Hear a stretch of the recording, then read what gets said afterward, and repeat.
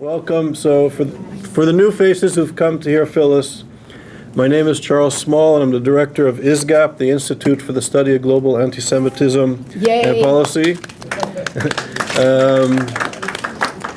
Before we start, I'd like to mention that after the lecture, there's going to be a reception with wine and food, so please stick around in honor of Phyllis's book. I'd like to mention some dignitaries here. My parents are here from Montreal. So they're dignitaries, the most dignitary. And David Menashri, professor of Iranian studies from Tel Aviv University and active on these issues that we're dealing with for many decades, is a friend of ISGAP, is here. Many dignitaries. Yeah, many. And to the friends. So tonight, we have Nama Sandro and Bill Myers. We have Rabbi Nechai Schmidman. We have Francine Herbita. You can't hear me? Oh my goodness.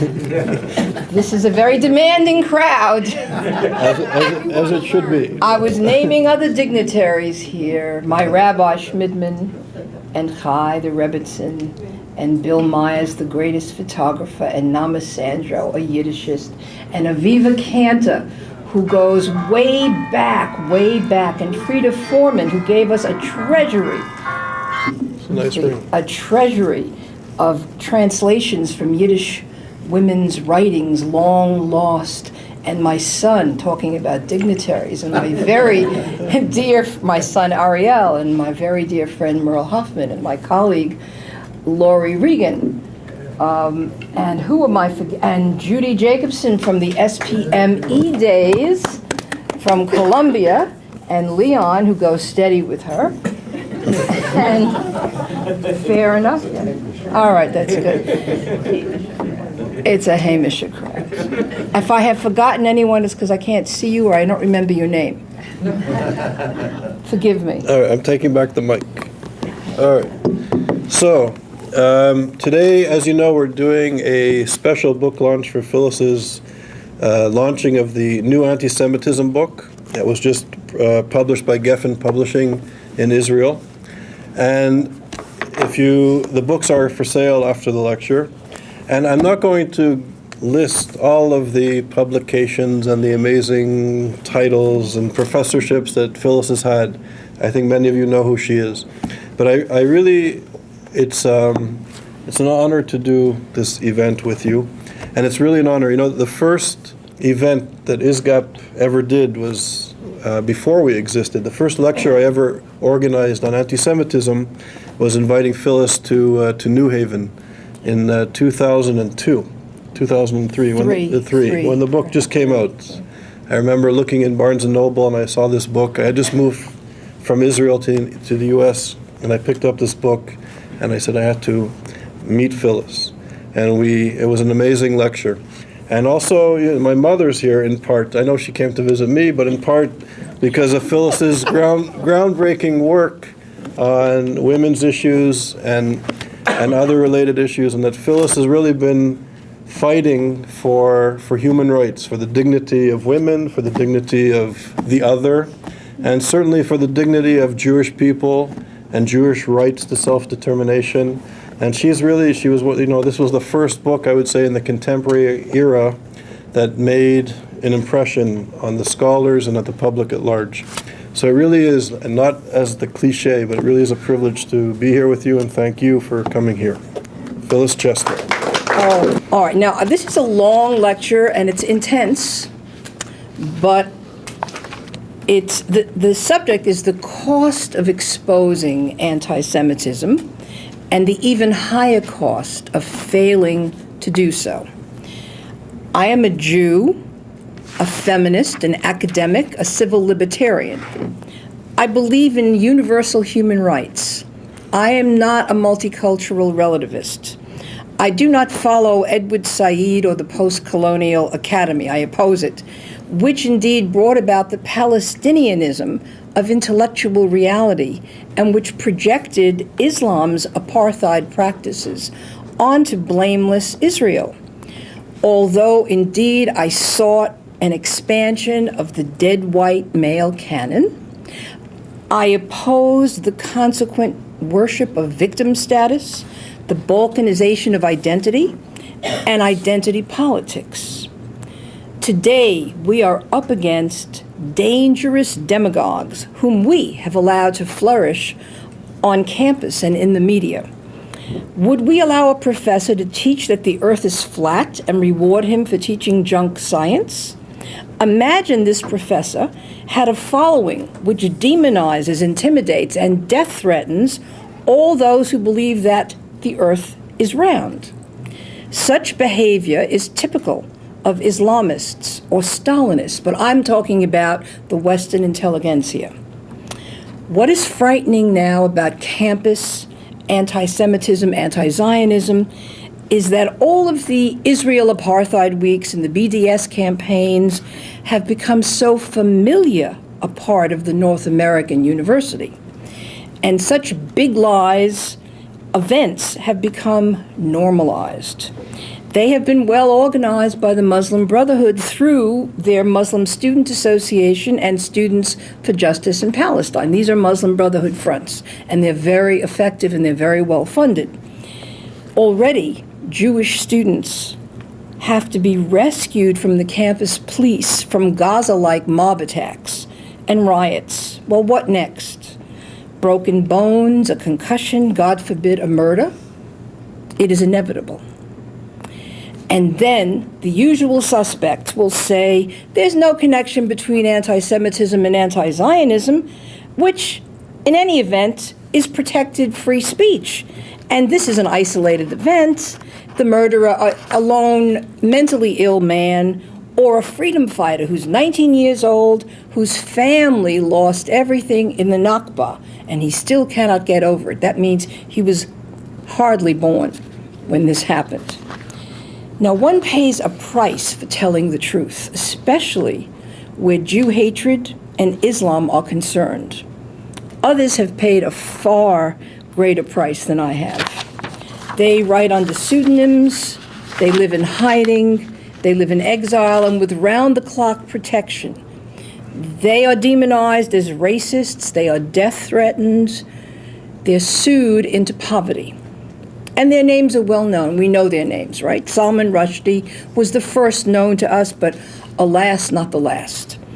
My allies in Muslim countries have been jailed, they've been tortured, they've been executed. And right now I'm just thinking of one, the Saudi blogger, Rauf Badawi, who in 2012 was sentenced to 10 years imprisonment and 1,000 lashes to be delivered 50 at a time, as well as a huge fine of 175,000 pounds, which has gone up to 200-something thousand pounds.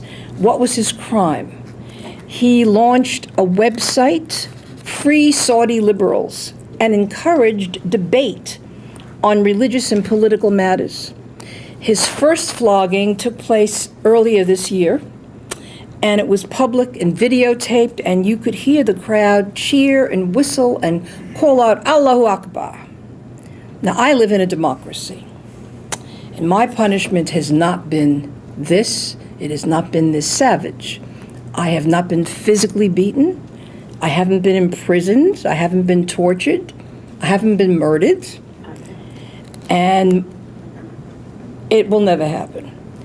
My books have not been physically burned, but what I'm about to share has meaning only if you are a public intellectual. Thus, after a very long and successful career, I find that my work, both past and current, has been disappeared by those who once praised it. I have been cast into a very peculiar kind of gulag. My punishment is this. My earned credibility and economic survival have been compromised so that I cannot be the kind of effective advocate for Israel and the West that I believe this struggle requires. This is equivalent to having one or both arms tied behind your back every single day as you engage in the battle of ideas upon which civilizations rise or fall. From the early 1970s to the early 21st century, my books often receive front-page reviews in the mainstream media, and my face graced popular magazine covers. And my books were translated into many European languages, and into Japanese and Korean and Chinese and Hebrew. I was a professor for nearly 30 years. I was a popular lecturer. I was a feminist activist and the co-founder of many national and international feminist organizations that are still standing 40 years later. Now, I had been troubled by anti-Semitism beginning in the very early 1970s, and I didn't make it the primary focus of my work, but I did speak and I did act.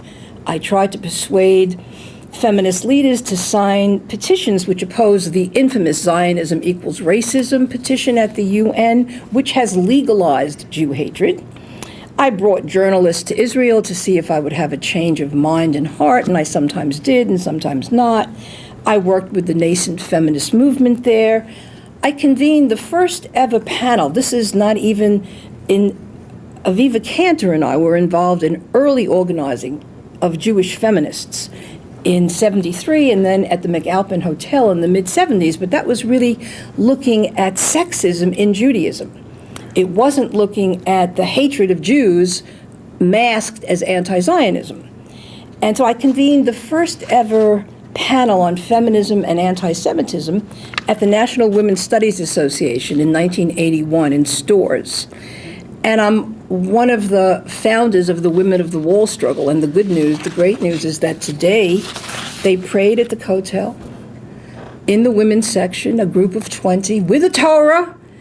I think it was smuggled in under Harry Potter invisibility cloak. No, I don't know how. It was not a big deal. It was just another davening. It was done for a very noble purpose. One of our main leaders is very ill, so this was also in her honor and to pray for a refuah shlema for her. Very quiet, no violence, very wonderful. But so I didn't publicly break with the feminist left over the Soviet-era style anti-Zionism. Also, I once lived in the Muslim world, and I moved in Muslim and ex-Muslim dissident circles, and I still do. And this made me in the past an exceptionally trendy Jew, very assimilated, secular, pro-Muslim, pro-Arab, blah, blah.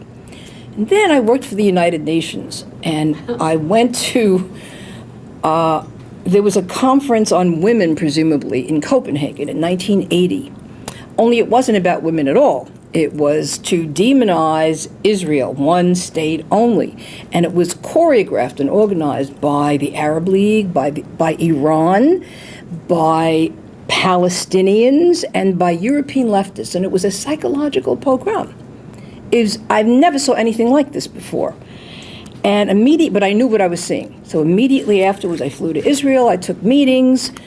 I was on the front pages of the media talking about the return of anti-Semitism. Israelis assured me that this had nothing to do with them, that this was from the past. One nation fights with another, not a problem.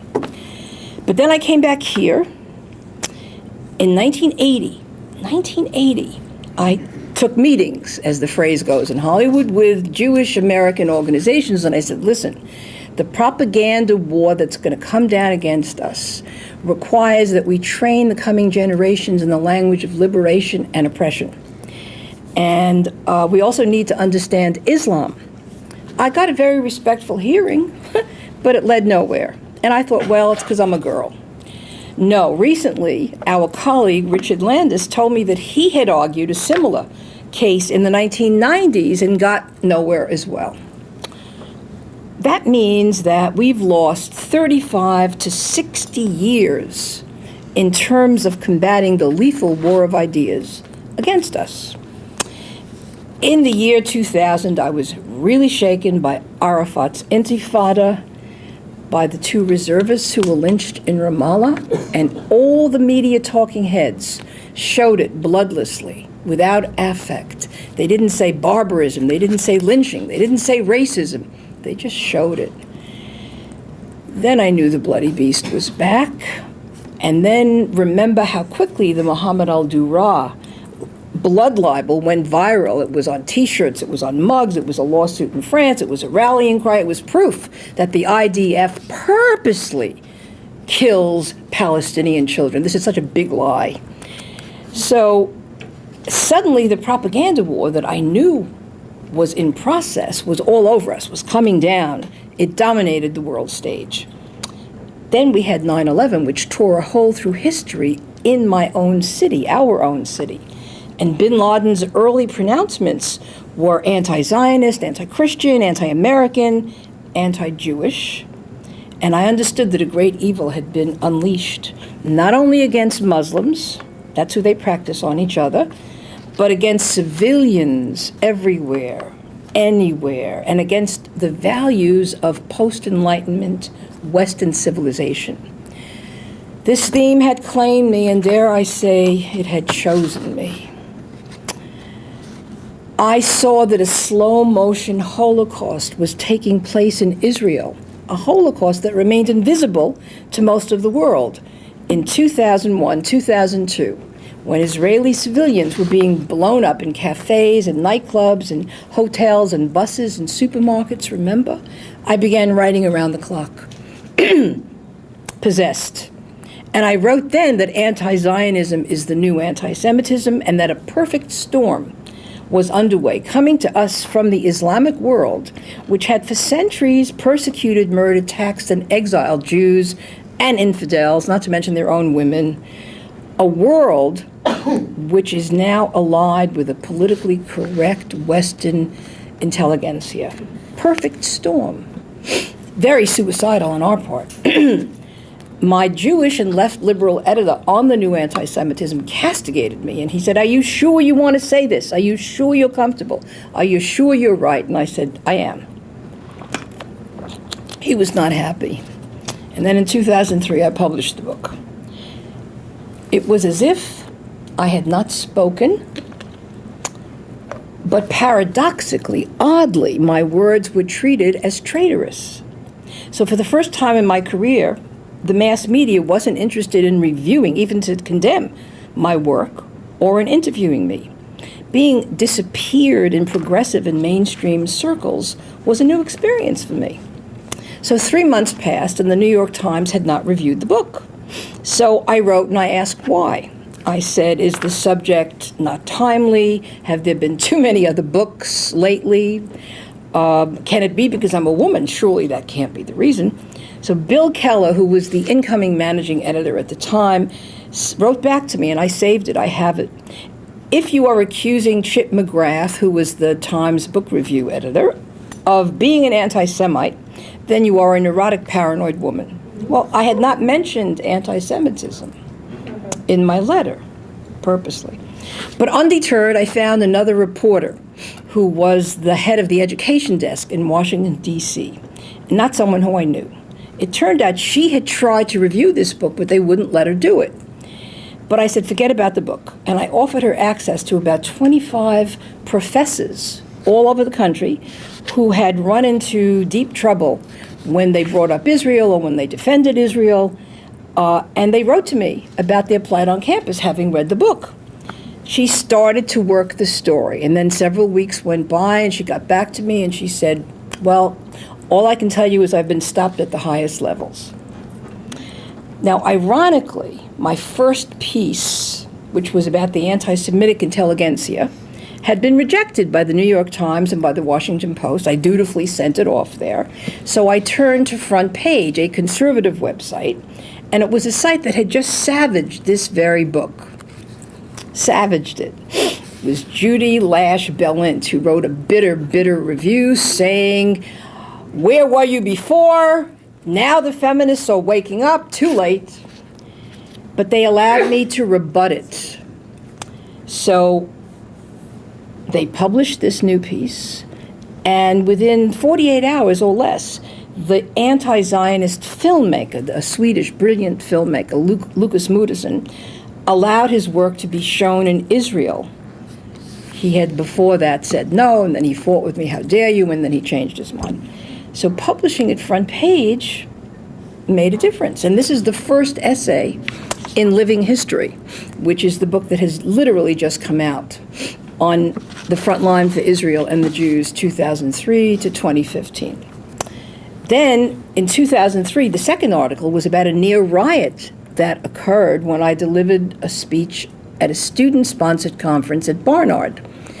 And they loved me, I loved them, it was all terrific, a beloved Jewish professor, until somebody stood up and said, "We demand to know where you stand on the issue of the women of Palestine." I could have ducked it. I didn't. I said, all right, you want to know where I stand on the issue of apartheid? I oppose it. And Islam is the largest practitioner of both gender and religious apartheid in the world. And the place went crazy, And I had to be hustled out for my protection. It may have been the first such incident in our era like this. And What year was that? 2003. And it wasn't Barnard's fault. This was a student, grassroots-generated conference that had rented space there. And they were African-American feminists, and it was all too tragic. And then the fact that I was now publishing at a conservative website made my feminist cohort, quote, feel unsafe.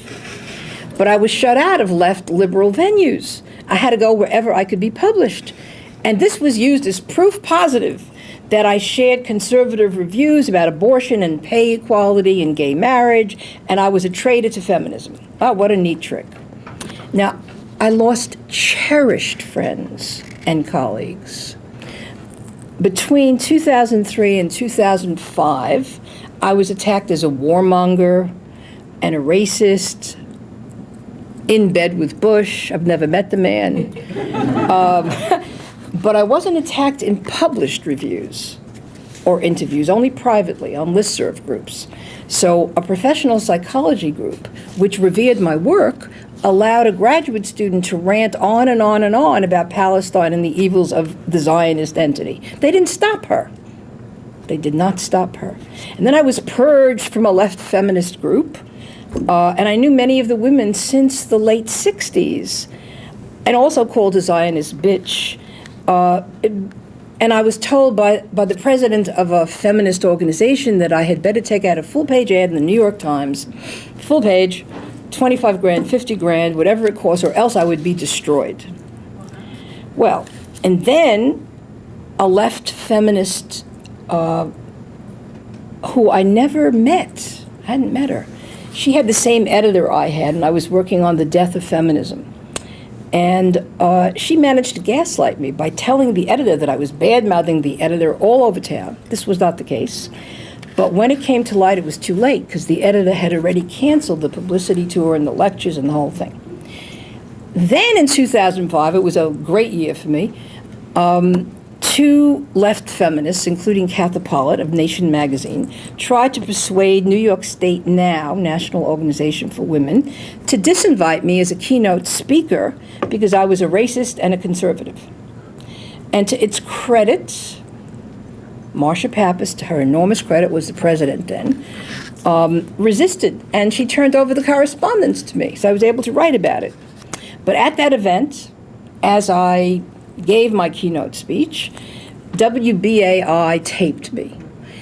I was the first feminist on the first feminist program on BAI, Electra Rewired by Nanette Renone. Think of it, rewiring the daddy complex, Electra. And now they came, these young people, to tape me, and they were fools, and they confused what I said about multicultural relativism with multicultural diversity. And they said, you see, she's a racist, she opposes multicultural diversity. And I was saying, we don't say the barbarians are equal to the civilized, that all cultures are equal, they're all the same. My point was lost. And then they did a 1-hour program attacking me as a racist. And I listened to about 22 minutes of it, and then I said, it's enough. And then this very attack was used to shelve an interview that I had taped for another State Now chapter on another subject at another channel. Now this begins to look like censorship, but it's very soft core. There are no footprints. I mean, only I know about it. Now you know about it. I get invited to Cambridge University, and it was the 10th anniversary of their Women's Studies program, and I saw that every other keynoter was a fervent, fiery anti-Zionist. So I made an inquiry, do you have security? On the basis of that mere inquiry, I was disinvited. And then in 2007, I was attacked in a British feminist magazine by a Canadian academic named Sunera Thobani as a racist, along with two other feminists. Guess what? We were all Jews. I guess it was an accident. And I wrote a lengthy rebuttal, because I was leaned on to do so. But I had to make 28 changes to my language to conform to their politically correct way of phrasing things. And I did it. Now, fast forward for a minute. In 2013, I published An American Bride in Kabul, which won a National Jewish Book Award. And I was invited by C-SPAN, lucky me, to be interviewed for 1 hour, one-on-one, an author interview, and they chose a wonderful reviewer, special one for me. It turned out to be someone named Goldberg Bashi, whom I did not know. I said, give me a few minutes, I'll get back to you. I quickly found out that, yes, she was married to Hamida Bashi, who's a professor at Columbia's Middle East Studies program, infamous program. And her mentors for her PhD were Lila Abu-Lugod and Gayatri Spivak, who I've crossed swords with in public and in print. So I figured, oh, she's going to just not pay any attention to what I wrote. She's going to attack me as a Zionist and an Islamophobe to invalidate whatever I had to say. So I said, get me some other Iranian. Any Iranian, but not this one. So that interview it never happened. But eventually C-SPAN did film a lecture I gave at a bookstore, so it wasn't totally lost. But none of these little examples, and there are hundreds more, none of these, and not just to me. See, I'm speaking only for myself and very personally. If you go around and start talking to other people, you will get as many stories from them on this subject. None of this compares to the non-invitations to speak at feminist conferences, the turned backs of former allies in public settings, including at a memorial service and at an award ceremony. I was getting the award. The non-invitations to social and family gatherings, the sarcastic laughter about my work. I was told that this occurred at a National Women's Studies conference. And that is a conference where there are, apparently after I did that panel in stores, it led to the creation of a Jewish Women's Caucus, which still continues and is trying to fight the good fight. I didn't go back. But they, in their last annual conference in San Juan, guess who they had for their keynote feminist speakers? I'll tell you. Angela Davis, Dr. Isla Jad from Beer Zeit, and Rebecca Vilkamerson, Jewish Voice for Peace. These are pseudo-feminists. These are not feminists. And what was their subject that was the feminist subject? Palestine, the occupation of, the suffering of, and so on.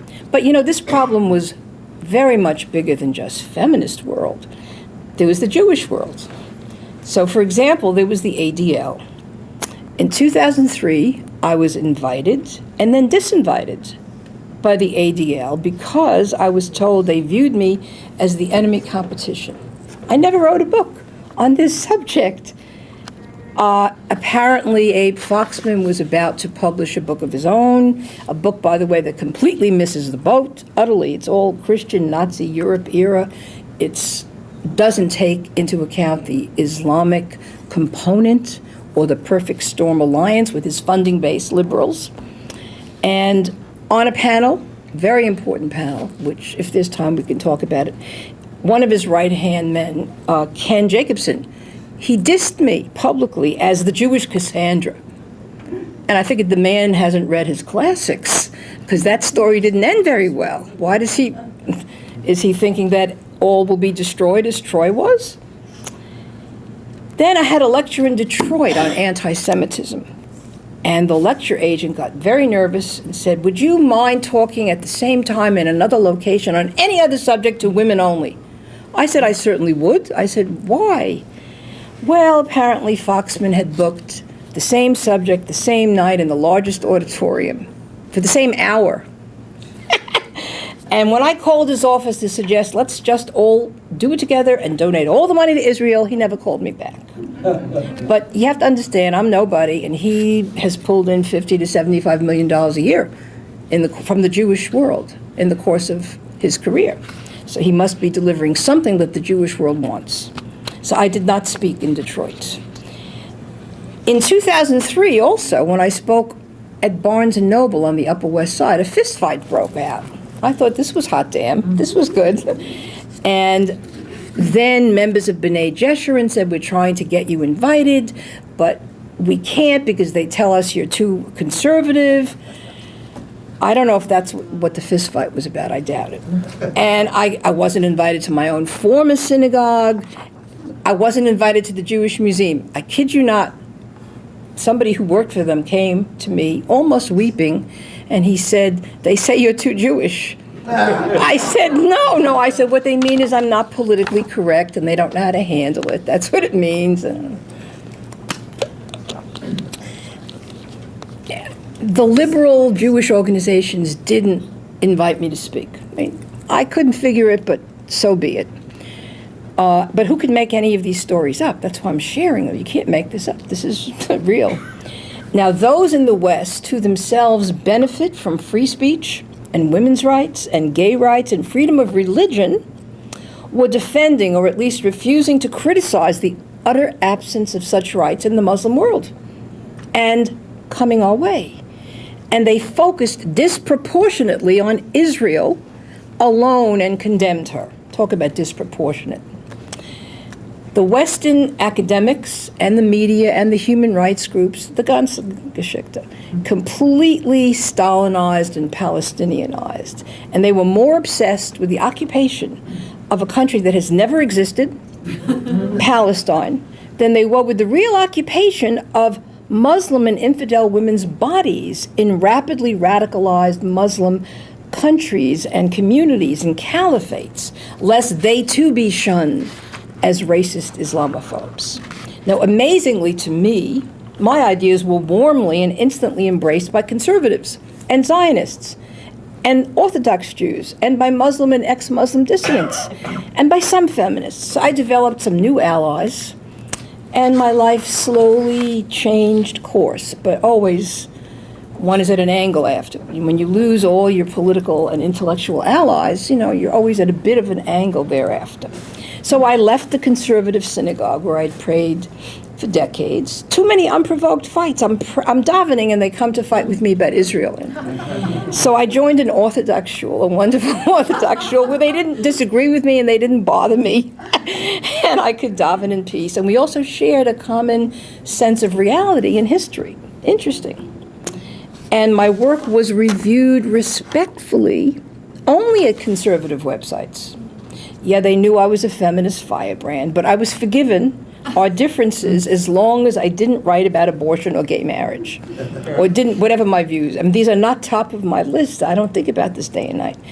But conservatives, not liberals, not feminists, featured and supported my work on honor-based violence and honor killing, or what I call family-initiated femicide.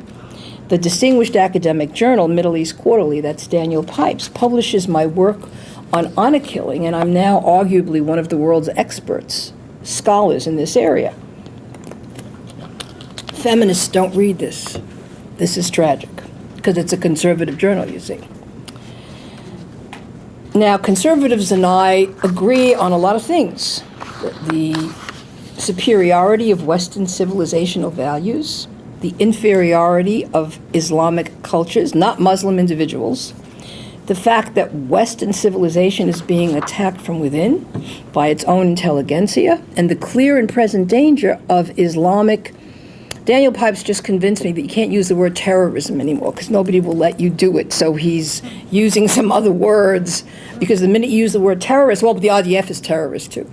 Radical, fundamentalist, barbarian, totalitarian Islam. Okay, so the fact that Israel is the symbol for the entire Western enterprise, and that there's so much free speech and academic freedom protection being given to big lies, and I was very grateful that conservatives welcomed my byline, but I had lost my lifelong intellectual and political allies. which means that when you do a film about second-wave feminism, I'm not included. When you do an article about it, I'm not included. I'm not asked. I'm not consulted. When there are issues that come up, they're not going to ask me. And that's the deal. That's the price. It's a small price. In terms of anti-Semitism and Israel advocacy, I really am the new kid on the block. So even though I was treated as prescient and sometimes as prophetic, I wasn't a long-timer, and I had few connections to the world of organized Jewry. And the more I saw, the less I wanted to become a professional Jew. Always everywhere, promising everybody anything, my begging bowl at the ready. Thus, between being seen as a traitor by feminists and as an independent loner by the organized Jewish world, I was never properly funded. So for the last 15 years, I've had no salary, and I've had to cover more than half of my operating expenses, which are considerable. And again, when I say me, multiply me by a team of 2,000 or a team of 3,000 that will be essential for our survival. So a webmaster, a website, an IT team, a research assistant, equipment, office costs, this is expensive stuff. So if I don't get funded, this might be one of the last lectures I get to give. I'm done. And I don't want to stop, but reality is biting me. Now, forget this. What's far worse than this is that despite valorous grassroots efforts, including my own, we have lost the war of ideas. Israel is now utterly defamed, and we face a tsunami of hatred. We have lost the campuses, the human rights organizations, the media, the United Nations. We've lost the ideological high ground. That means the truth has lost the high ground. And it's almost impossible to convince people with closed minds that the most abhorred settlement has always been Tel Aviv, that the settlements refer to Israel, the Jewish and one and only Jewish state in the Middle East. Now, lately, there's increasing evidence of, it's anecdotal, that Israeli academics have been disinvited, not asked to present papers at conferences where they were asked before. If they send in scientific work, it's at the bottom of the pile. This is another kind of soft-core, undeclared boycott, but a boycott it is. So Israel's ability to defend herself militarily is not in question, but her right to do so is very much in question. So now Israel is surrounded by a hostile international community, 24/7, legally, economically, politically, and in part because we lost this ideological war. After 15 years on this particular front line, I have to conclude that one cannot win such a war if one refuses to fight it. The barefoot, unfunded, or underfunded cognitive warriors, Charles included, have not been, although you might now be, have not been supported by the large Jewish organizations or by the Israeli government. Listen, read my lips. To fight back would probably cost hundreds of millions of dollars each and every year. And the effort would have to be coordinated. That means no 2 Jews, 3 synagogues, coordinated like a military team. And one cannot win a war of ideas when some of one's own people are part of the problem. Now, I have in the past written about Jewish anti-Zionism and Jewish perfectionism vis-a-vis Israel only. I don't think the problem is one of self-hatred. I think it's one of opportunism and cowardice. And I think that liberal and left-wing Jews, why not? They want to lead safe and happy lives. And who can blame them? They don't want to have to put up with what I just had to put up with. And they don't want to become pariahs in their communities by taking up the cause of a defamed Israel. But here's what's going on. Rabbi Hillel famously asked, if I am not for myself, then who will be for me? And if I'm only for myself, then what am I? And if not now, when? Zionists, both Jews and Christians, Orthodox Jews, are answering Reb Hillel's first question. Conservatives are answering his first question. Left liberal Jews are answering his second question. Neither group is answering both questions. So the Israel firsters are not committed to a secular human rights agenda, chas v'chalila. The left liberals are not viewing this moment in history as exceptionally perilous. The cost of remaining silent. Isn't it obvious? Don't we already know it? The failure to resist and overthrow barbarism always means more suffering, more death, more despair. Surviving victims are always haunted by what the good people failed to do more so than by what the bad people did. The evil people are evil, but what about the good people? Where were they? They cried out, and they weren't rescued or they weren't believed afterwards, and few helped them bring their torturers to justice. When good people do nothing to stop radical evil, a soul-eating despair enters the world, as well as an enormous cynicism. The jihadists know they can keep going for a very long while. No one has stopped them so far. The Arab and Central Asian Christians who are being slaughtered and crucified in their beds in churches, they know that the Western Church will not save them, hasn't done so far. The 3 million or more Syrian refugees know that America does not have their back. The girls and women raped and impregnated by ISIS and Boko Haram know they are on their own. Despite 9/11, 3/11, 7/7, the West has not really yet paid the price for failing to stop far-off genocides. Today we watch the propaganda. They put out their own beheadings, and it's death pornography, and in a sense we're complicit. We're voyeurs, we collaborate, we watch it, and we don't stop it. It's happening on our watch, and it keeps happening, and we don't stop it, and we know about it. And we refuse to understand that it's coming here, that it is here, that it's here, and that only the most extraordinary vigilance has, and maybe some luck, has stopped hundreds, if not thousands, of jihad attacks here. Now, evil always triumphs when good people do not stand against it.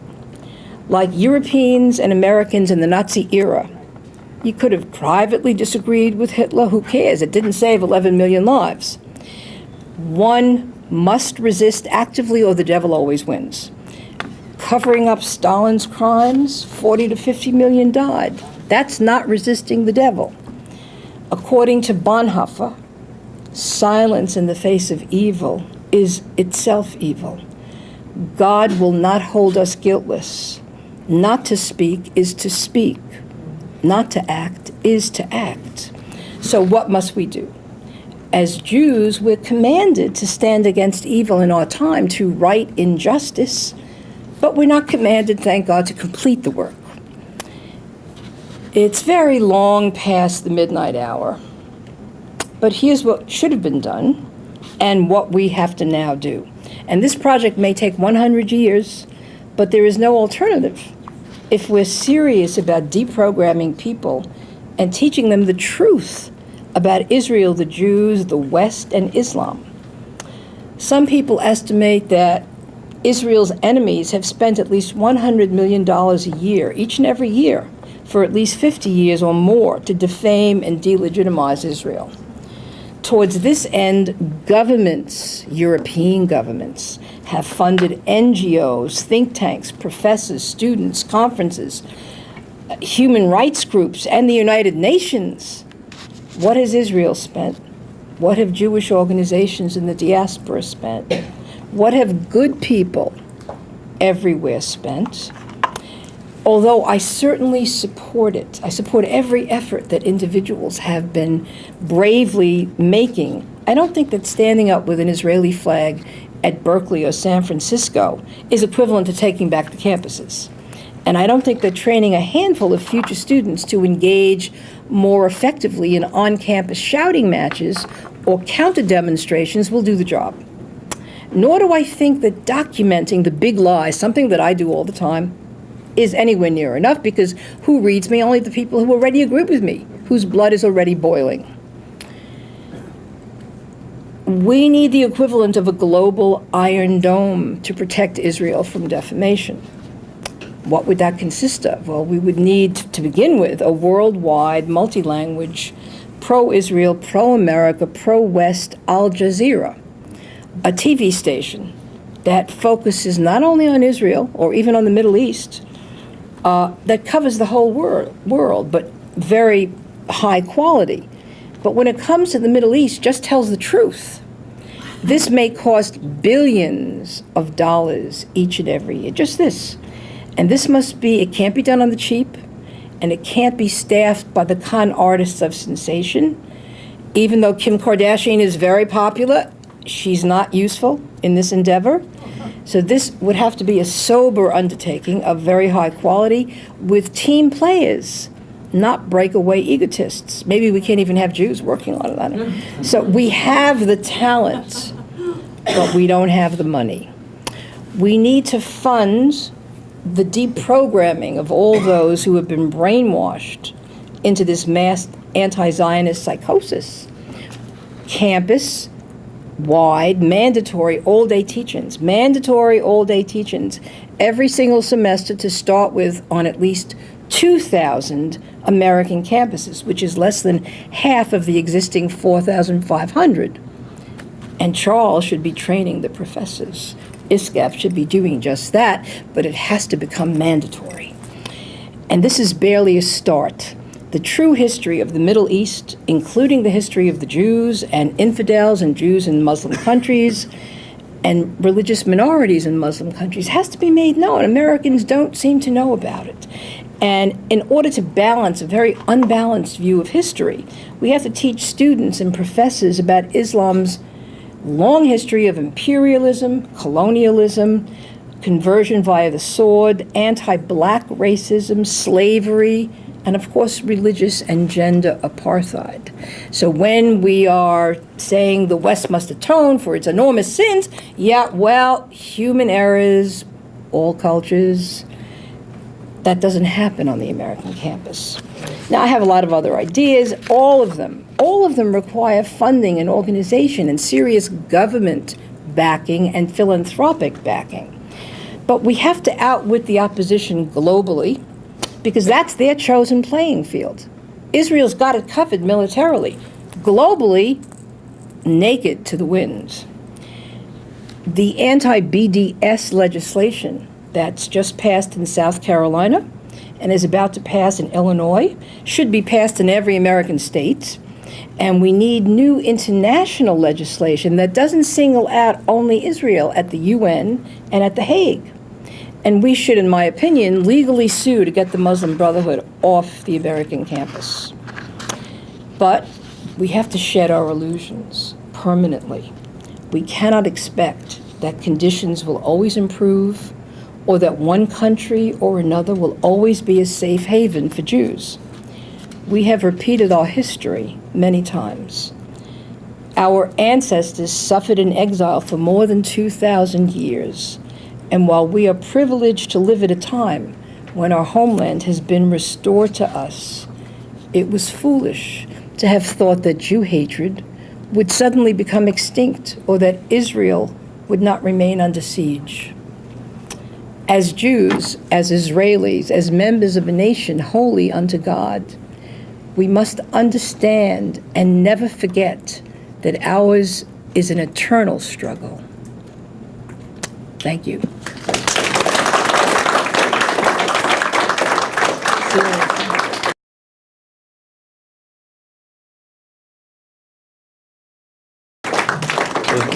Thank you very much for an important and sober lecture. So I'll start off. Well, people, I told some jokes along the way. Yeah. Anti-Semitism and humor. There's a connection. It's a good book. That's the next book. So I want to ask you a question, and then we'll open up to the public. You didn't talk about the current Obama administration. Yeah. How much can I take? And we're weeks away from the deadline regarding Iran. The Obama administration has been used a policy of engaging Islam, engaging the Muslim Brotherhood in the Sunni world and other groups, and certainly engaging The Obama administration has been using a policy of engagement. They've been engaging the Muslim Brotherhood in the Sunni world and other parties in the Sunni world. And they're also engaging the Iranian revolutionary regime. The Iranian revolutionary regime continues to call for the annihilation of Israel and the Jewish people. Can you comment on the effect of engagement on Muslims around the world, from Paris to the United States, and issues of anti-Semitism? I didn't know he was going to ask me this question, but in short, it empowers them. It unleashes the riots and the attacks against individual Jews, and then the legal moves to attack the Jewish state. That's what it does. That means everybody's the same, people like each other, just because, and Obama has been quoted, merely because Iran is sounding genocidal in its intention towards Israel, doesn't mean that we can't deal with them and that down the road maybe they might change their mind. So Obama, he's lost, but we're lost along with him, and there are many. But remember, many Jews have voted for him, and they answered Hillel's second question. We have to bear this in mind without scorn. They're answering Hillel's second question. We have to help the others. We have to help the people here. We have to function in a multilateral way. We can't just be ugly Americans out on our own. Maybe we need to be isolated. I mean, these are all, and these are legitimate concerns. What about jobs, unemployment in America? We can't save the whole world, although I can assure you that only American military boots on the ground have kept the shelters for battered women opened in Kabul and Kandahar. The minute the boots are out, everyone will be murdered. But it's a fair enough question. Maybe we are not morally obliged to do that which cannot be done. So Obama, in dealing with Iran, and by the way, I'm told that the deadline is softening because, Iran is just going to get money for continuing to talk. Why wouldn't they keep talking without closing the deal? And what kind of deal is it? We all know that it's not enforceable, that they're not allowing, they're on record, they won't allow unsupervised sudden visits of their uranium enrichment project. And how many men are running and one woman running for the Republican nomination? It's like clowns in a car. They might as well be Jews. Everyone is, it might as well be the Knesset. So Hillary Clinton, who's going to run against her as a Democrat? Who's going to do that? Sanders. Lindbergh. As a Democrat, he's an independent. Elizabeth Warren. Not a chance. Well, actually, she was exposed as having engaged in real estate ventures that are somewhat against her ruling ideology. Not that this should matter, because look at what the Clintons engage in. But, they're protected by it, since we already know how they skirt just the curve of the law and get away with it time after time. It's not going to be used against them, alas. So you answer your question. Please. No, I think in a nutshell, I would argue that this is institutionalizing anti-Semitism, and it's giving oxygen to very reactionary bad forces throughout the world. And last year, I think a good example of it is in France. During the Gaza war, the French government outlawed demonstrations last summer. And the day after they outlawed the demonstrations, thousands of young Muslims came onto the streets and they beat the police. So Could you speak into the mic? I don't hear It's okay. You have to be So we're polite. going to open it up for questions. I don't want to take away. So No. Or answers. If people have answers, don't hold back. okay. So and can you repeat the question for the camera? Yes. If it's a short question, I can repeat it for the camera. If it's a long one, I can't. What do you think we can do about that, I guess it's a law that came out today that said that people who are Americans who are born in Jerusalem cannot claim... Okay, I got the question. She's asking about the Supreme Court decision, hot on the heels of the right to wear hijab on the job, which I'll discuss in a minute, decision. The Supreme Court essentially ruled that, Congress passed a law piece of legislation that neither President Bush nor President Obama wants to enforce. The Supreme Court said they believe in separation of powers, and they can't override that separation, nor can they force the executive into doing the right thing. That is my sense of that decision, although I haven't read it from beginning to end. If anyone has, speak up. So it's not that it's against you can put down Jerusalem on your passport. You cannot put down Jerusalem, comma, Israel. Even West Jerusalem? How about Tel Aviv? Is that going to become an issue, as I fear? Okay. So maybe that clarifies it a little bit. The downside is it opens it up for Obama to negotiate Jerusalem and give it away. Well, Bush didn't move the American embassy to Jerusalem either. Neither has any president before him, and Obama just followed their lead. We have a problem. Houston, we have a problem. Yes. I'm from Brooklyn, and I belong to the Park Slope Food Co-op. And Hi. if you heard in May, we have general meetings once a month. And BBC is trying to infiltrate into the co-op. So if you heard about it, I was the one who caused the riot. Good. I was the one who said, this is not, I got up there. Oh, wait, let me just pause. She's raising a very important local issue about the BDS people who live in Park Slope, my old neighborhood, who have wanted the food co-op on Union Street. Is it still there? Yes, of course. Okay. The food co-op not to stock Israeli products. Now, Israeli products from the Negev, or from Judea and Samaria, or in general, or Ahava from the Dead Sea. They don't want to touch it, right? Right. She says she caused a riot against this. I did. Speak. Yeah. Well, good for you. Good for you. They went up, it's like they are bullying us. We have to deal with it. They started, the media started to put pictures of, so-called what Israelis are doing to hate that word Palestinian, and they started putting pictures up, and they started to, and I'm not going to sit there and be bullied. They are bullying me. They're telling me that I'm a terrible person. What kind of riot did you cause? So I went up on the stage, like my little old leftist attitude. I went up on the stage and I said, "Take it down, Israel. Take it down. Take it down. No, take it down." She defended Israel's honor and was triumphant. Yeah, and then they kept going on and saying, settlements. I said, that's a lie. It's Jewish land.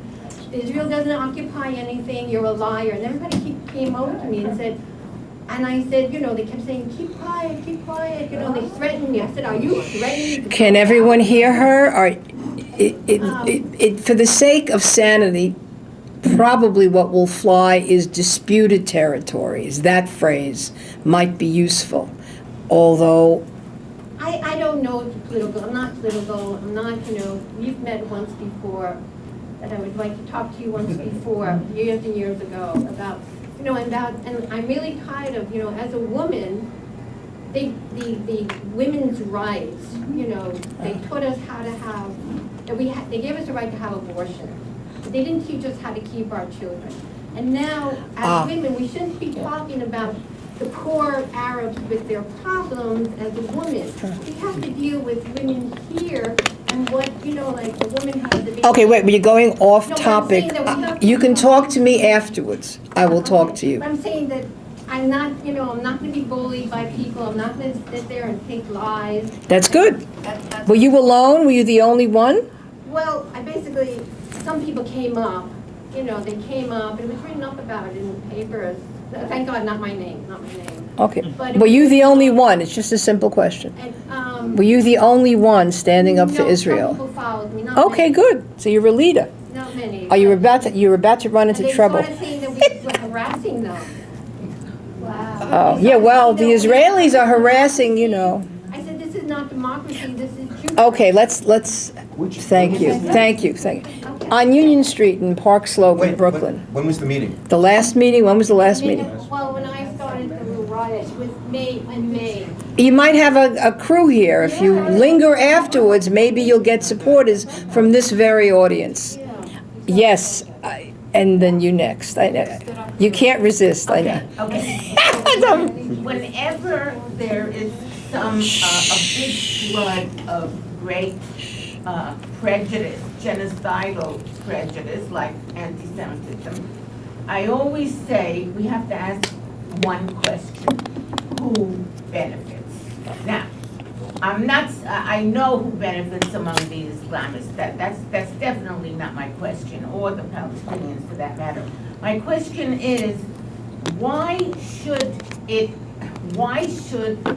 feminists who have fought just to be accepted as human beings for years and years, what are they getting out of this? And this goes for the civil libertarians, the human rights people. I don't understand why they think they're going to benefit from this, and what is their motivation? They are benefiting. Our question is, why would feminists who fought so hard for women's rights for so long think that they're going to get something out of being obsessed with Palestine and not obsessed with women's rights any longer? And the answer is very simple, unfortunately. First, they're avoiding being shunned. They're avoiding being called racists and Islamophobes.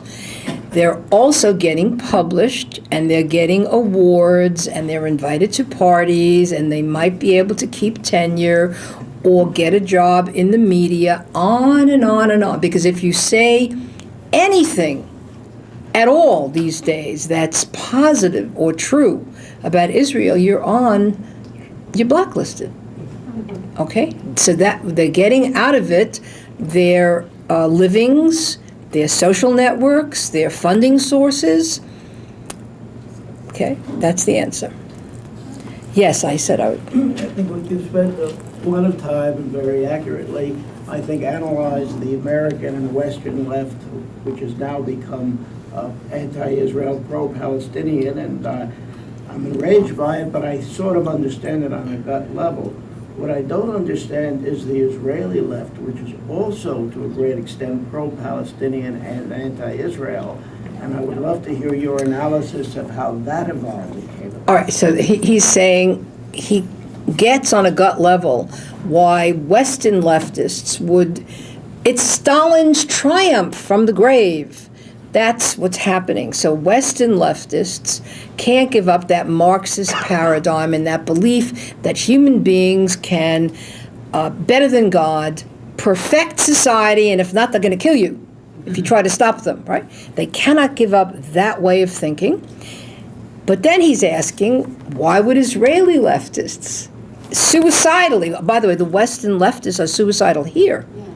It's the same death trip. It's the same Thanatos trip. So I'll give an anecdote just so we can laugh. I'm sitting in the mid-'70s with the rising feminist stars of Israel in Jerusalem, and they're complaining so bitterly about the Israeli government. I finally said, all right, then you have to apply for political asylum in Saudi Arabia. You know? I mean, the thing is that there's no perspective. This belief that you can keep criticizing the authorities, tradition, the parent figures, the leaders, and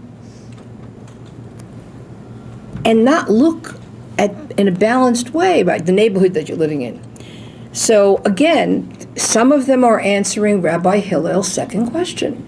It's on their watch as Jews. They want ethical actions. They want to help people who are suffering, and they're doing this as Jews. Dafka, especially. So that explains a little bit of it.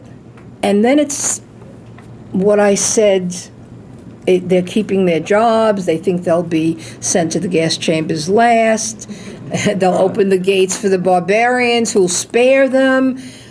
Maybe they're more terrified than the rest of us, and they want to deny even more hotly than we do the awful things that are happening. It's not like they will happen. They are happening right now. I've written many articles about this.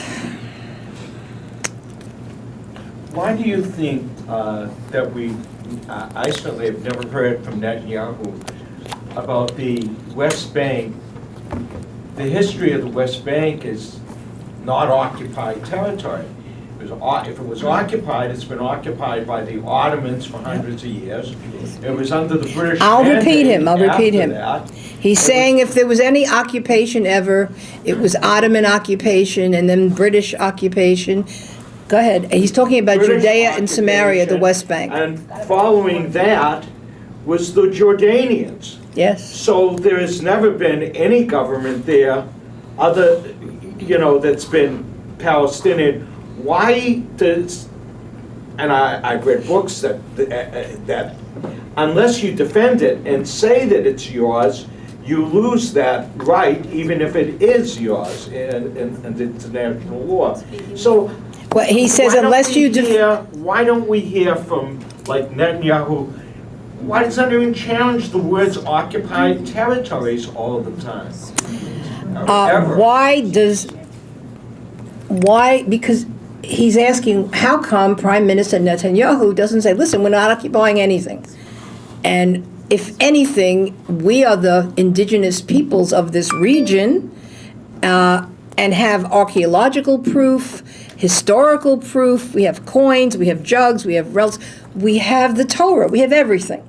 And they don't have anything. So how could this reversal, this Orwellian reversal, have occurred? The Jews are the interlopers, the colonizing forces, as opposed to the returning to the homeland, indigenous people of the region. How could this come about? I just pointed out that 50 to 60 to 70 years of well-funded, highly choreographed propaganda brought it about. But Netanyahu was going along. Netanyahu is not going along with anything. I'm sure if he could, he would say this. He has. Okay. Yes, and then you. Yes. So, do you find any hope in the current makeup of the Israeli government? Example, Minister Hataveli, her statement saying that we do have a religious right and claim to the land. I agree with her. The minister should say that also around the world. And Well, she's in the cabinet. What do you want? so It's a figure. So finally, is there maybe a possibility of a turnaround coming from Israel to counter at least the leftists in Israel? Perhaps. He's saying why, he's following up this other good question, why has the Israeli leaders and government officials not pointed out that they're not occupying anything, that this is theirs?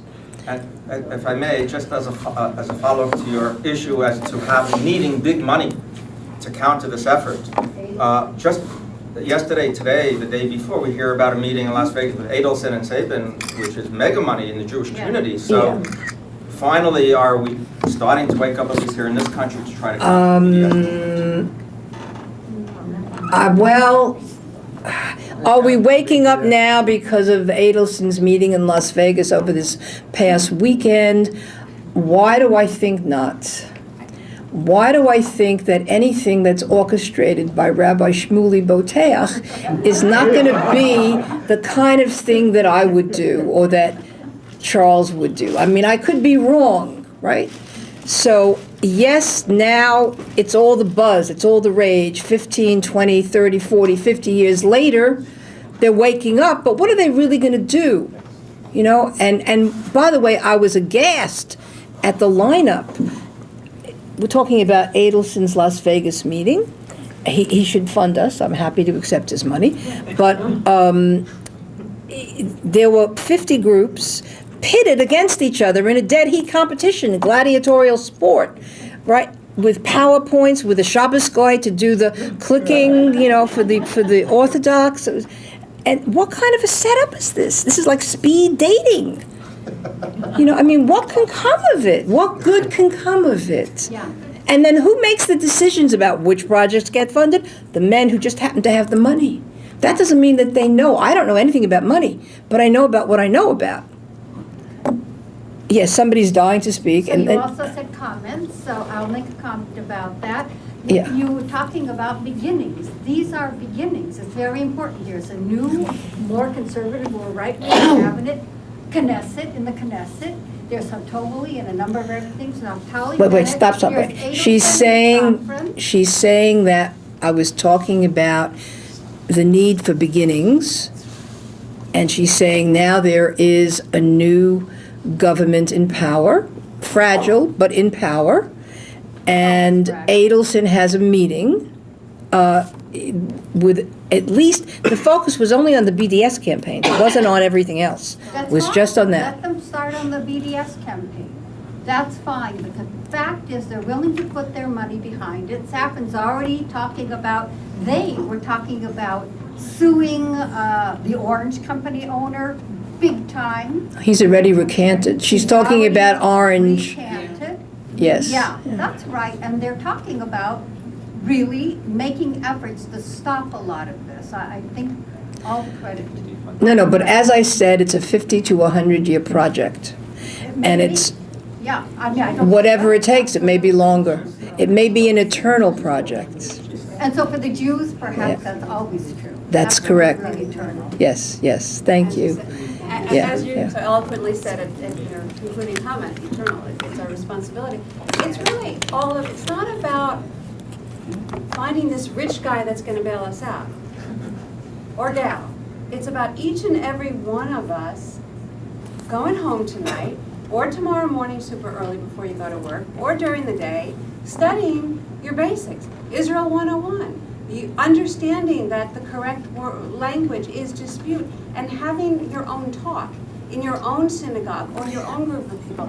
Each and every one of us. All right, she's saying that each of us can begin to make a difference in our own lives, in our own circles, but I have to say to you, verily, I'm going to say unto you, it's not enough.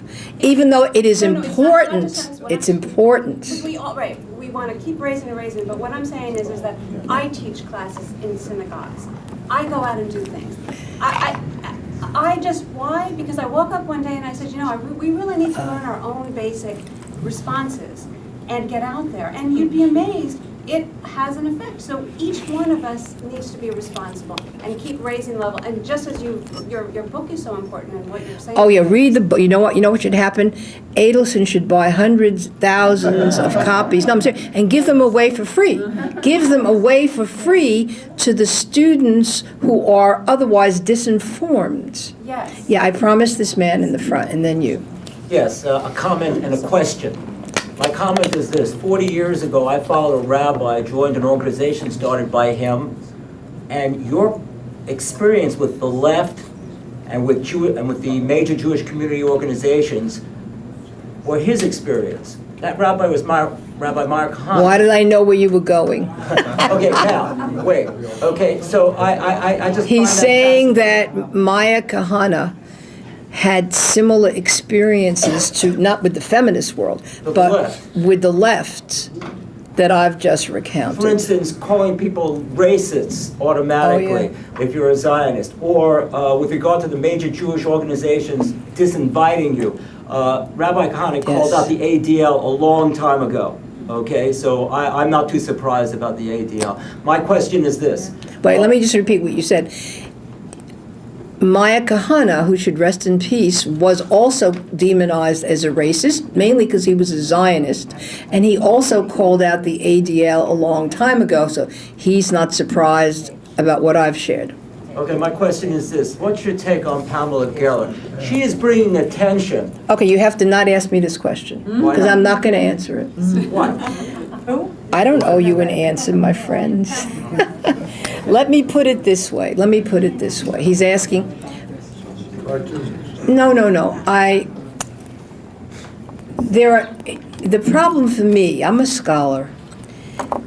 I'll look at a Supreme Court decision, or a court decision, and I'll say, oh, this is what it means. People who are amateurs in general, and who are ideologues par excellence, will use anything to make a point. This is not so wise for me to do. I don't do that. So the immediate response to this earlier Supreme Court decision about the right to wear hijab on the job over and above private enterprises' right to impose a dress code was not the imposition of Sharia law, which is taking over the country. Not at all. it's American law at its finest in terms of religious, legalizing religious freedoms.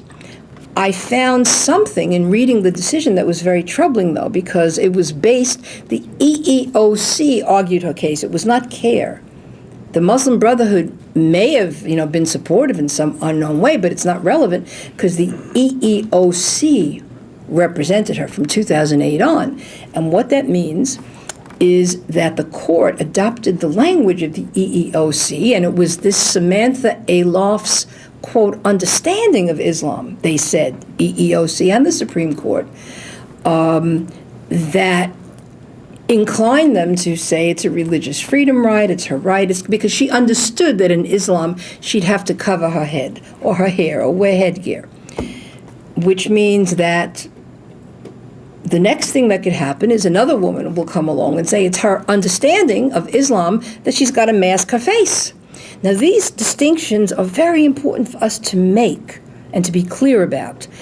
There's another example, because a whole bunch of amateurs wanted me to pronounce Sharia law is taking over in the American courtroom based on a particular case in New Jersey where a judge didn't punish the man for beating or raping his wife as so charged, but said, oh, he says it's his religion. Now, I've looked at enough divorce and custody cases to understand that judges will say the craziest things, and they get away with it. Within American law, they have the discretion to rule at whim at the trial level. So this was not, and I said, I can't really say that this case is a clear, open, and shut example of how Sharia law is influencing America and taking us down. I said, you have to find me another case. So the problem is, and I will not attack Pamela Geller while she's under siege. Absolutely not. So, and people should be allowed to, this is free speech in this country. Although, some of us who are religious here would not enjoy having our religious ideas mocked and scorned in the public square. We would suffer it. Maybe we'd put up with it because we'd understand, but we wouldn't like it. We wouldn't like it one bit. So I don't know about the effectiveness of provoking the opposition and drawing their fire and saying, I got you, I'm here, come and get me. I don't know, we'll see. Is this effective? It might be. It might be counterproductive. It's sort of vulgar for me. I'm not saying for somebody else. Thank you. Wait, excuse, you have to be quiet, And we also, No, you have to be quiet over there. we only have time for a couple more Yes, questions after. very fast question. Okay, this is not going to be fast, I'm sorry. No, it has to be, because, Okay. Part of the problem, even if we had unlimited funding, is the left has lost its engagement with ideas, its ability to listen to a disagreeing voice, and its relationship with facts. And True. this pains me. During the first Gulf War, someone said, oh, Israel is getting bombed because it's between Iraq and Kuwait. He said, Israel's not between Iraq and Kuwait. I showed her a map. maybe it moved. The thing is, I think that if we had unlimited funding, we would still come to this imperviousness to hearing an opposing voice. Part of, if you had unlimited funding, has to be exclusive. No, wait. She said something first, very important, that the left, and I would broaden that to the intelligentsia, the academics, the human rights activists, the United Nations employees, has lost the ability to agree to disagree, to accept a dissenting opinion on anything before they go ballistic and curse you. And I think Now. that part of this hasbara has to be addressed exclusively in Israel, to the intelligentsia, to the academic elite class, that their self-respect should be great enough that they can hear an opposing voice. And as someone who's supposed to be living a life of ideas, they should respect themselves and respect their opponents and be able to engage in debate rather than... She said that if they are living a life of ideas, they should be able to debate and engage and accept differences. But in fact, they're not living a life of ideas. Their ideology trumps ideas. There is no independent creative thinking, and those of us who do just that fall between many cracks and are punished, as I've just spoken about. And an unlimited budget... They're not thinkers. crack in that? They're not thinkers, is part of the problem. They're herd conformists. Then how are we going to make a crack in it? Leadership. All right. We will. Faith. And action. There's a question in the back here. Yes. I think I might have part of the answer to the question. Good. Stand up, stand up. Hold the arrows. Look around you. Who's under 35 in this room? You have to reach the people who are 35 and under, We. or 40 and under, and reach them clearly and succinctly, and make them understand that if they don't get on the bandwagon, then this will be, our defense of our position will never succeed. Now, she makes a very important point that we here who are concerned and who have gathered together are people of a certain age, who have lived a certain experience. And we have lost, when I said that we've lost the ideological high ground, I should have added to it, we've lost the coming generations, which is why I want Adelson to buy up all these books, thousands of them, and give them out. And I'm serious, I'm not joking. I'm utterly serious. They don't know how to read? This is a former professor like myself. They don't read? Okay, one. All right. All right, wait. We have time for one more question. Does anybody like to ask a question? One more answer or question? An Somebody answer in the is back has a good. question? Somebody's pointing. Oh, No my question. All God. right. Anybody else would like to? Okay, over here. No, No, here, over in the front row. Yes, all right. ago, during the recent war, I was active on Facebook, and that's not necessarily our generation. Wait, which war? There are so many. Gaza Oh, situation, that's terrible. you know. And, another issue is really funding, if you want to hit young people, getting more involved with Twitter and Facebook and other things in a concerted, coordinated way with institutions that you're talking about. And I was just wondering your thoughts on that, and also your thoughts, Charles, on the Adelson situation. I don't know if you were there. I believe you were in Las Vegas, according to what I saw on Facebook. And if there are any impressions you have that there is some positive impetus for this. No, it's for you. What What was the question? I'm sorry. What Social was media. the... Involved in social media. Oh, we need to have internet defense forces, which are information. They do exist, but I said not funded. And it needs to be funded in a major way. It has to be the right people who not only know how to hack, but who know how to put out visuals and how to immediately sort of get rid of the big lie and tell the truth and have a visual and have cameras, but in many, many languages around the clock. This is money to get this done, assuming that you've got, a high nerd factor of genius. Now, All right, so just. Also, the Israel Project was doing some of that. Yeah. So I would say that the meeting in Las Vegas, I would argue, is in a great moment. A great moment. It's the first time in the United States of America that the community is now waking up, perhaps imperfectly, but there's an acknowledgement that we are at war. There's an acknowledgement that we need to study and understand and map and confront our enemy. Prime Minister Netanyahu addressed the Global Forum on Anti-Semitism. It's the first time that the Prime Minister of Israel attended the Global Forum on Anti-Semitism about 3 weeks ago. The Israeli government different ministries are apparently fighting over who's going to deal with the BDS and contemporary anti-Semitism. So I think as imperfect as it is and as imperfect as it will be, this is a historic moment. The Israeli government and the American Jewish community, I won't say the organizations, but the community has now acknowledged that we have a serious problem. And that's the first step. And I think it's a great moment, actually.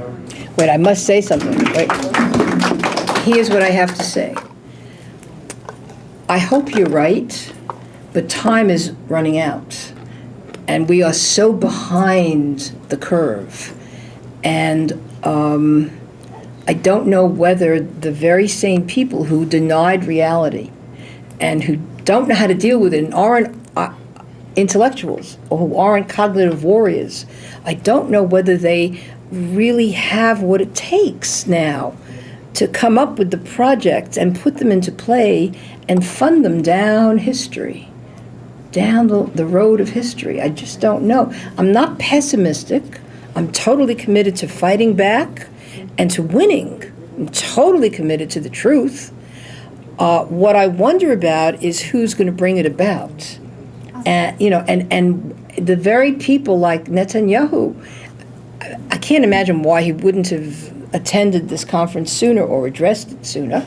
But now that he's been forced to do so, what do you envision as steps? I mean, the Israeli government should long ago have had a cabinet ministry on cognitive warfare, on the lethal narrative. But really, and not just the global anti-Semitism ministry, who didn't even have a secretary. That was Aviva Raj Shekta after Natan Sharansky.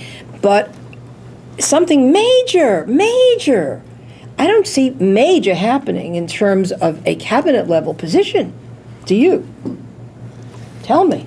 Yeah. Speak. Look, I think there's been a denial for many years. There's the beginning, the Jewish community in the United States, I think, was beginning to deal with some of the symptoms of a problem that they didn't understand the cause of the disease. And I think for the first time, the Israeli government and the American Jewish community acknowledges... That's the right-wing, conservative, orthodox branch of the Jewish community. It's not the Jews who voted for Obama. It's not the Jews who are going to be funding the next Democrat into office. I mean, I agree with you. I agree it's something. It's a new thing. I'm not the eternal optimist, but yesterday at the Jerusalem Post event, something's happening. Something is happening in the American Jewish community. I don't just think it's the right wing, the Fox News, the No, that was Orthodox. Adelson. That was only Adelson, not the J Post. No, it wasn't Adelson. It was Chaim Saban.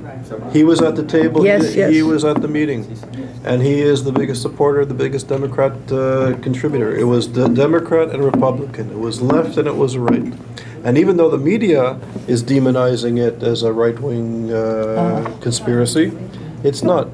The left was there, but not the J Street, because Right, wow. we weren't. The problem wasn't invited into the room, but there were mainstream liberals, there were conservative people there, there were many organizations. So I think there's an awakening, and there's an acknowledgement that there's a disease. There's an acknowledgement that there's an enemy, and that's the first step.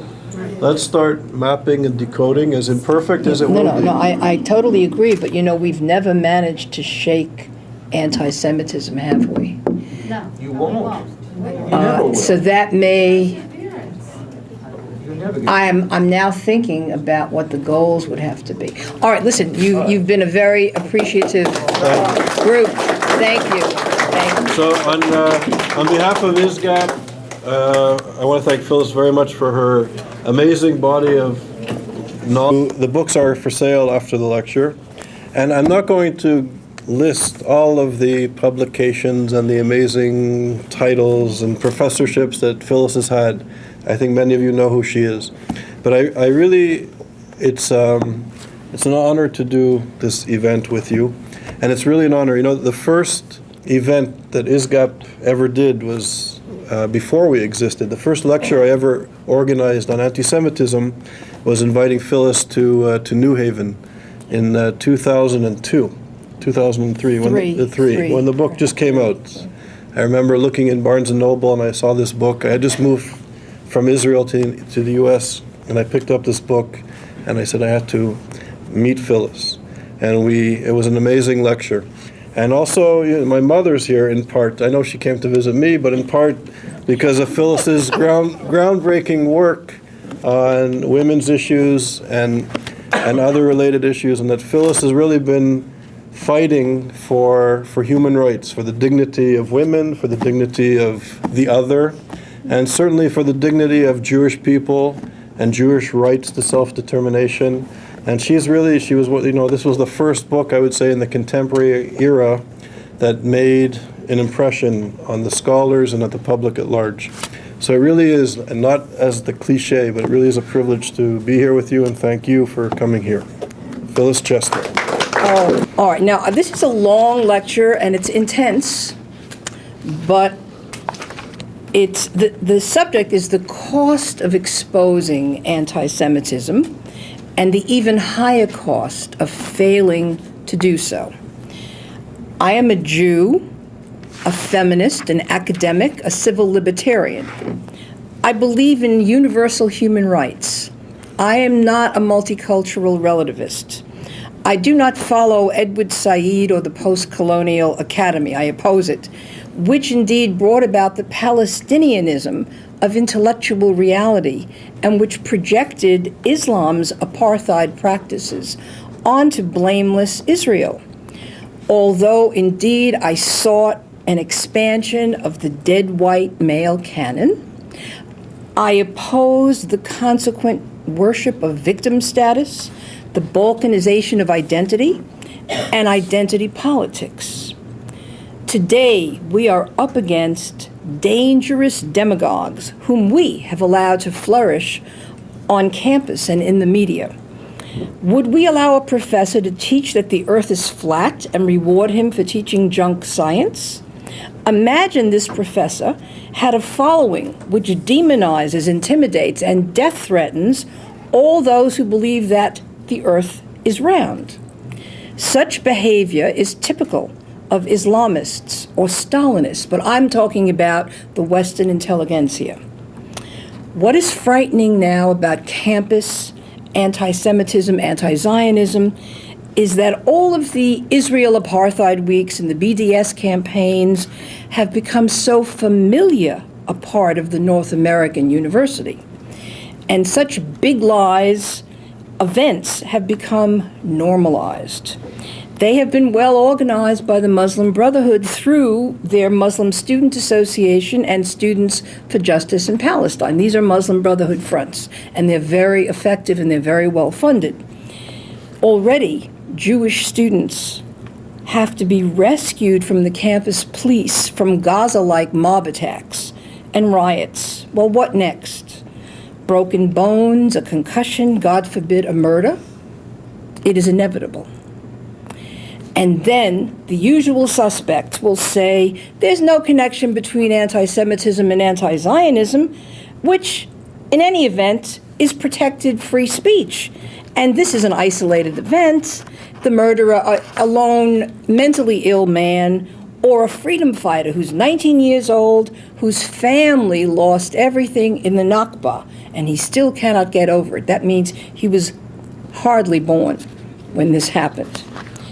Now, one pays a price for telling the truth, especially where Jew hatred and Islam are concerned.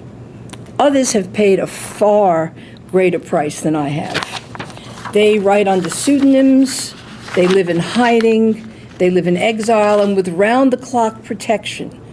They are demonized as racists, they are death threatened, they're sued into poverty. And their names are well known. We know their names, right? Salman Rushdie was the first known to us, but alas, not the last. My allies in Muslim countries have been jailed, they've been tortured, they've been executed. And right now I'm just thinking of one, the Saudi blogger, Rauf Badawi, who in 2012 was sentenced to 10 years imprisonment and 1,000 lashes to be delivered at 50 at a time, as well as a huge fine of 175,000 pounds, which has gone up to 200-something thousand pounds. What was his crime?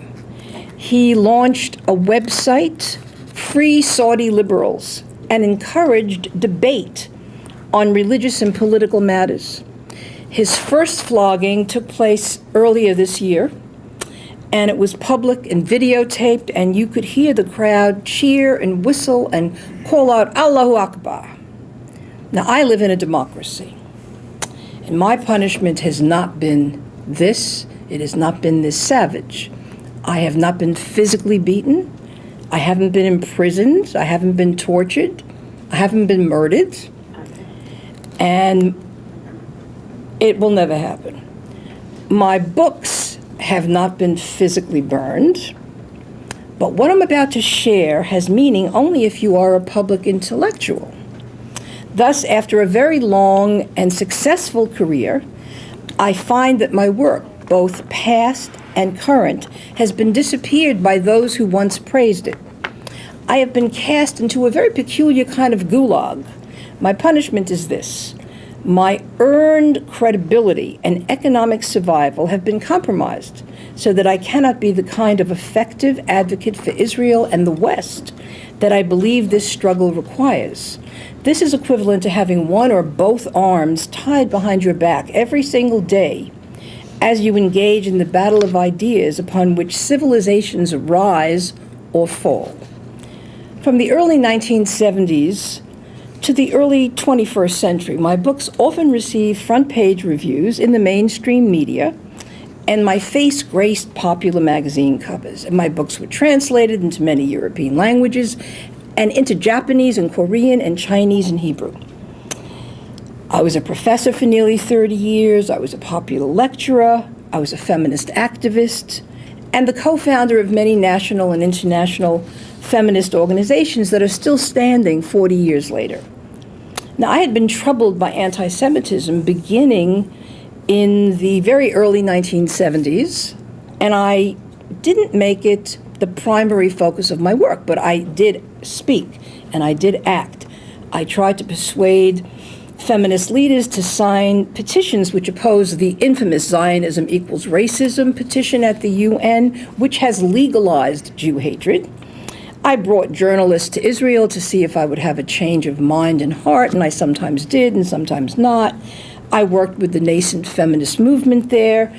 I convened the first ever panel. This is not even in Aviva Cantor and I were involved in early organizing of Jewish feminists in '73 and then at the McAlpin Hotel in the mid-'70s, but that was really looking at sexism in Judaism. It wasn't looking at the hatred of Jews masked as anti-Zionism. And so I convened the first ever panel on feminism and anti-Semitism at the National Women's Studies Association in 1981 in Stores. And I'm one of the founders of the Women of the Wall struggle. And the good news, the great news, is that today they prayed at the Kotel in the women's section, a group of 20 with a Torah. I think it was smuggled in under Harry Potter invisibility cloak. No, I don't know how. It was not a big deal. It was just another davening. It was done for a very noble purpose. One of our main leaders is very ill, so this was also in her honor and to pray for a refuah shlema for her.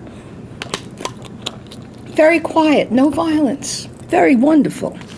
But so I didn't publicly break with the feminist left over the Soviet-era style anti-Zionism.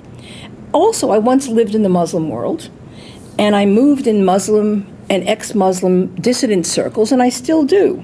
And this made me in the past an exceptionally trendy Jew, very assimilated, secular, pro-Muslim, pro-Arab, blah, blah. And then I worked for the United Nations, and I went to, there was a conference on women, presumably, in Copenhagen in 1980. Only it wasn't about women at all. It was to demonize Israel, one state only.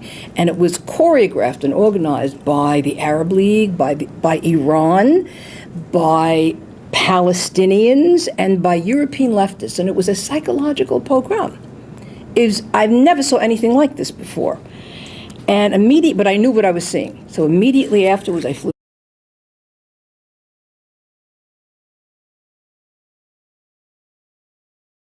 Welcome. So for the new faces who've come to hear Phyllis, my name is Charles Small, and I'm the director of ISGAP, the Institute for the Study of Global Anti-Semitism and Policy.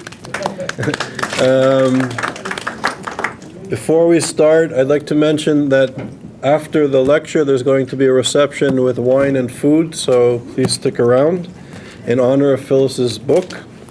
I'd like to mention some dignitaries here. My parents are here from Montreal. So they're dignitaries, the most dignitary.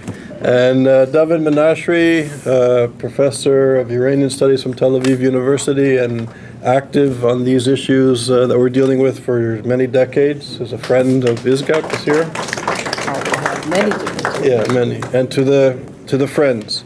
So tonight, We have Nama, Sandro, and Bill Myers. We have Rabbi Nechai Schmidman. We have Francine Herbita. You can't hear me? Oh, my goodness. This is a very demanding crowd. As it should be. I was naming other dignitaries here. My Rabbi Schmidman and Chai, the Rebbitzin, and Bill Myers, the greatest photographer, and Nama Sandro, a Yiddishist, and Aviva Cantor, who goes way back, and Frida Foreman, who gave us a treasury. It's a nice ring. A treasury of translations from Yiddish women's writings, long lost, and my son talking about dignitaries, and my very dear, my son Ariel, and my very dear friend Merle Huffman, and my colleague Lori Regan, and who am I forgetting? And Judy Jacobson from the SPME days from Columbia, and Leon, who goes steady with her. And fair enough. Yeah. All right, that's good. It's a Hamisha crowd. If I have forgotten anyone, it's because I can't see you or I don't remember your name. Forgive me. All right, I'm taking back the mic. All right. So, today, as you know, we're doing a special book launch for Phyllis's launching of the new Anti-Semitism book that was just published by Geffen Publishing in Israel. And if you